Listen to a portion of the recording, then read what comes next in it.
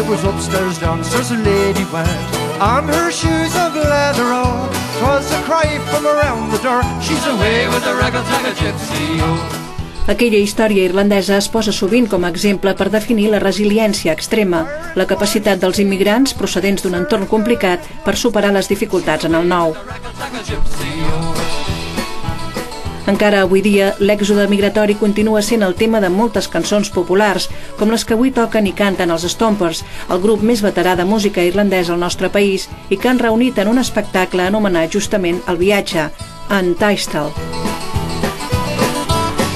Well, gather for me my milk-white steed, my big horse that's speedy, oh. I will ride and I seek my pride, away with the raggle-taggle gypsy, oh. A diferència d'altres capítols, en aquest hi haurà molta música i també molt ball. Ens costa dissociar aquests dos aspectes, ja que són uns dels que més ens han cridat l'atenció al llarg dels rodatges. Ens retrobem un cop més amb l'Ela, que s'ha convertit a hores d'ara en la nostra guia dins la comunitat irlandesa. Ella i la Fran són les fundadores de Celtic Chaos, una companyia de dansa que intenta fusionar diferents estils dins la dansa tradicional del seu país. L'interès que ha despertat el ball irlandès es deu sobretot a la variant moderna del Sean Nos, el vell estil conegut ara com Step Dance i popularitzat pel grup Riverdance arreu del món. El seu ritme contagiós i trepidant fa que sigui un dels plats forts en moltes de les manifestacions que es fan d'aquella cultura.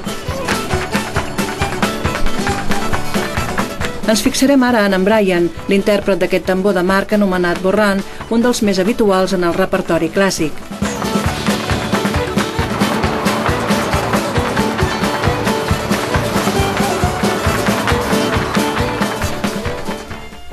En Brian és l'última incorporació als Stompers i avui prepara un dinar pels músics i altres amics. La majoria seran irlandesos, com en Seamus, que l'ajudarà a preparar els plats.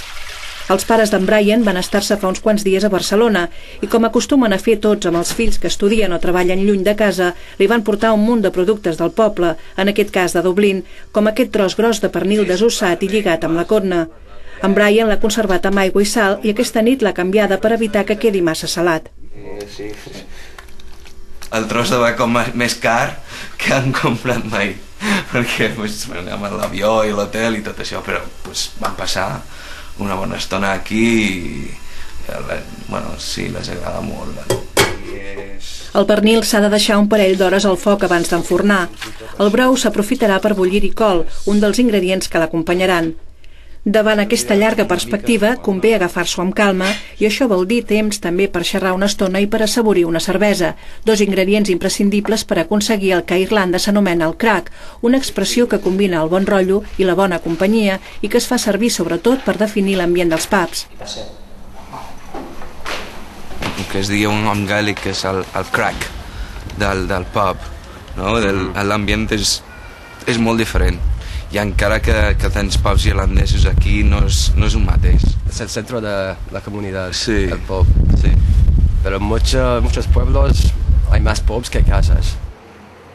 Tradicionalment, el que es feia és tots de la granja, tots els homes i les dones iban a la missa. Després de la missa, tots els homes iban al pub i encara es pot veure en Irlanda quan passes per un poble un diumenge igual, veus tots els homes allí esperant fora del pub, amb les mans en les butxaques, allà esperant per la pinta de Guinness. 2 pintas o 3, sí, y vuelven a casa y la comida está preparada. No els hem preguntat si haguessin preferit viure allà i seguir la tradició. Tanmateix, en Brian i en Seamus van decidir viure fora d'Irlanda i no tenen, almenys avui, cap ajuda a la cuina, així que mentre el pernil es va fent a l'olla, s'hi hauran de tornar a posar. Poques vegades un producte ha estat tan lligat a la història d'un país com la patata amb Irlanda, amb els dramàtics records transmesos al voltant d'uns anys fatídics coneguts com els de la Gran Fam. En Brian és bioquímic, és a Barcelona fent un doctorat a l'Hospital del Mar i coneix bé el sentit de la paraula fong, l'organisme que va malbaratar les collites de la patata i els recursos de desenes de milers de persones abocades a la migració forçosa. Al cap d'un segle i mig, la patata continua sent un producte bàsic en la gastronomia irlandesa, juntament amb la pastanaga. Pastanaga en gaèlic és carrage. En anglès és carrot, però en gaèlic és carrage. i pues, patates és prota.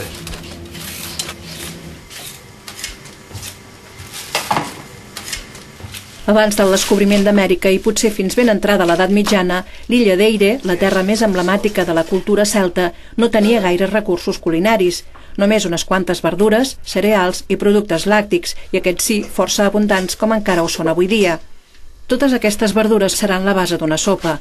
Primer se sofregeixen amb una mica de mantega i força condiments com el julivert i unes quantes fulles de llorer i evidentment aigua, isca, un element essencial per diverses raons. El nombre antiguo de whisky es Isca, para Isca Baja. Y Baja significa santo. La vida. Entonces es el agua santo de Irlanda, el whisky. Y por eso se llama... Somos los inventores de whisky en Irlanda, no los escoceses. Sí. Y están bebiendo whisky en Irlanda durante 500 años. A part de les verdures, també han posat a bullir patates per fer-ne puré, però ara és el moment de preparar un entrant que segur que agrairan els amics irlandesos. Els pares d'en Brian també li van portar aquest salmó fumat, pescat en estat salvatge als rius d'Irlanda, tot un privilegi. Allà es prepara d'una manera que coneixem força bé aquí, però a sobre de pa integral, pastat amb buttermilk, el líquid que queda de fer la mantega. Ja fa anys que la mantega irlandesa, l'altre ingredient que acompanya el salmó, es pot aconseguir a les nostres botigues. El salmó, brodon, en gaèlic, és un peix que pertany als mites celtes, relacionat amb la transmissió de la saviesa. La curiosa migració que el fa tornar a casa a pondre podria ser ben bé una metàfora de la humana que sovint es passa la vida mirant de retornar. Els records i els petits objectes o estris que acompanyen el viatge mitiguen l'enyor d'una migració que, per sort, de vegades com ara, no és forçosa. Ha sido más fácil para nosotros venir aquí para vivir, porque estamos acostumbrados de, no sé, vivir fuera del país y más que nada fuera de la casa de tus padres. Entonces nosotros hemos vivido en otros países también, tú en Estados Unidos, yo en Inglaterra, y es muy común, no sé, la mentalidad irlandesa es de inmigración, es como los gallegos aquí, supongo. Y no sé, es una parte de la vida. En Seamus prové d'una família nombrosa del comtat de Tipperary, al sud d'Irlanda. Pràcticament tothom a casa seva ha viscut l'experiència de la migració. Els seus germans han estudiat i treballat a Romania, Austràlia, Etiòpia o a l'Uzbekistan. Tot i que en Seamus va pel camí de quedar-se a Catalunya, cada vegada més els irlandesos opten per tornar a casa. En poques dècades, Irlanda ha passat de ser un dels països més pobres d'Europa a liderar els rànquings econòmics del continent. En Seamus compara l'eufòria constructiva que es viu ara allà amb la que continua esperonant a prop nostre. El Guinardó també està canviant la fesomia des que ell ha arribat i el preocupa que s'acabi perdent la vida de barri, l'encant de les botigues petites, però també que a Irlanda passi el mateix al seu petit poble, on la família encara conserva el pub que va obrir el besavi. Y todos son granjeros o trabajan en el sector de agricultura y no sé, en todo el pueblo solo hay, no sé, 500 habitantes y la mitad son primos míos.